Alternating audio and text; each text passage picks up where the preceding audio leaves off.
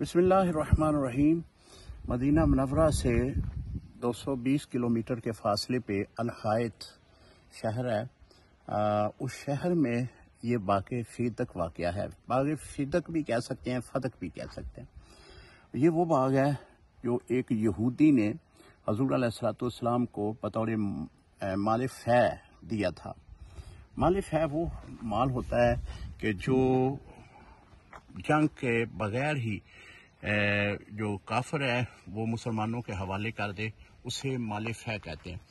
یہ وہ باغ ہے کہ جو فدق کے نام پہ مشہور ہے اور یہ مال فے میں آتا ہے۔ اور حضور علیہ السلام اس باغ کا جو بھی پھل آتا وہ کچھ حصہ اہل بیت میں اور کچھ حصہ جو مدینے میں مہمان آتے ان کو پیش کیا جاتا۔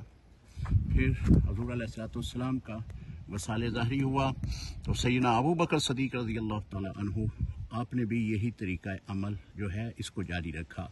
اس کے بعد سیدنا عمر رضی اللہ تعالیٰ عنہ، سیدنا عثمان رضی اللہ تعالیٰ عنہ، سیدنا علی رضی اللہ تعالیٰ عنہ نے بھی اپنے دور حکومت میں اس باغ کو اسی طرح جو ہے حضور علیہ السلام کے طرز عمل پر ہی اس کو رکھا۔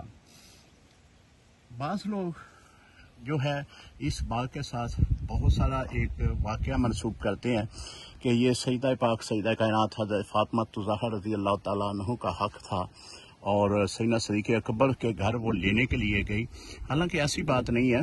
جب حضور علیہ السلام کا وصال ہوا تو اس وقت حضرت فاطمہ الزہرا رضی اللہ تعالیٰ عنہ نے سیدنا صدیق اکبر رضی اللہ تعالیٰ عنہ کو یہ پیغام بھیجا کہ امیر المومنین، یہ باغ جو ہے یہ حضور علیہ السلام کی وراثت میں ہے، یہ باغ مجھے دے دیں۔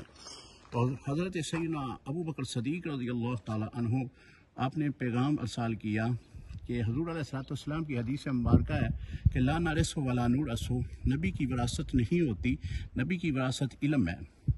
تو حضرت فاطمہ الزہرا رضی اللہ تعالیٰ عنہ کو جب پتہ چلا تو آپ نے فرمایا کہ یہ حدیث کا مجھے علم نہیں تھا۔